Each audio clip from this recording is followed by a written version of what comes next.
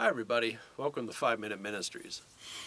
Now, continuing on in our Mississippi Squirrel Revival series, we are on to the person of Sister Bertha. Now, the song describes Sister Bertha as someone who is watching all the commotion with sadistic glee.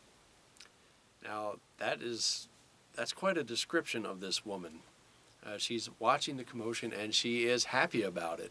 She is sadistic about it. Why? Because what's going on is not happening to her. And it's an opportunity for her to feel more righteous about herself, to feel good about herself, because whatever's going on, she is too righteous and too pious to ever act that way, no matter what's happening. And because it's happening to someone else, it gives her an opportunity to gossip about what's happening and why.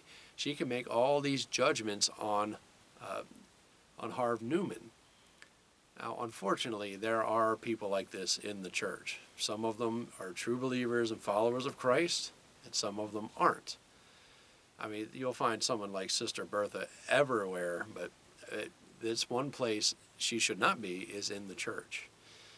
Now, maybe you can think of somebody who is like that. And even if you can't, you might want to examine yourself and ask, am I a person like that? Am I ready to see the misery of others and take joy in it?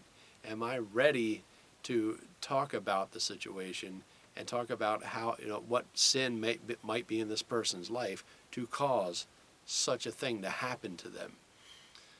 And it's a sad, sad point of view, and we should never be like Sister Bertha. We should not be watching what's going on, be ready to talk to everybody and anybody about it, and not doing anything to help, but just sit back, grab our popcorn, and watch the chaos ensue. Because after all, it doesn't affect me. It's not happening to me. I'm just going to watch the show. Now, Sister Bertha, as the song continues, we know it doesn't take long for the squirrel to come her way. The squirrel gets loose inside her clothing as well, and she's hollering and screaming just as much, but she also drops to her knees, and she cries, and she begs, and she starts confessing. She starts confessing to all kinds of sins that is in her life, because she wants the chaos and the confusion to stop. And while we don't want to be like her in the regards of putting judgment on others or taking joy in the suffering of others, when we're going through our own suffering, we should also be looking is there something I need to confess? If there is sin in your life, God is going to send a squirrel or two to get your attention.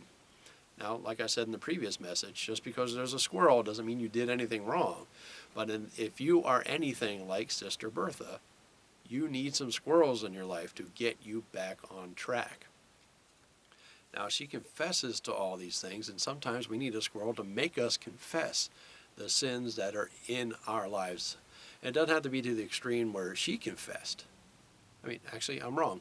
It should be to the extreme where she confessed. Everything that we're doing, we don't have to shout it from the rooftops. We don't have to holler it from the church. But we need to confess it to those we have wronged, and we need to confess it to God. That's the important things. Now, if there's squirrels in your life and you rightfully deserve them, you need to get on your knees and beg God's forgiveness. Now, one thing the song does not describe is that Sister Bertha asking for any forgiveness, but she at least confesses that all this wrong that she is doing. Now, really, she's just looking for relief from the squirrel, even though she doesn't know it's a squirrel. And that's what a lot of people do. Things go wrong, and they suddenly start confessing all these sins, but they never repent. But I'm going to encourage you to repent, and don't wait for the squirrels to show up. If you know there's sin, you know you're doing wrong, you know you're like Sister Bertha, and you're gossiping and judging people, and you're doing all those things that I've already described. If you're doing that, you need to confess it now. Examine yourself. See, ask God, where am I failing? Where am I like Sister Bertha? Where am I transgressing your word? Where am I not being more like your son?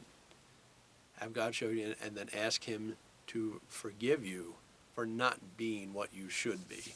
This has been 5 Minute Ministries, and I'll see you next time.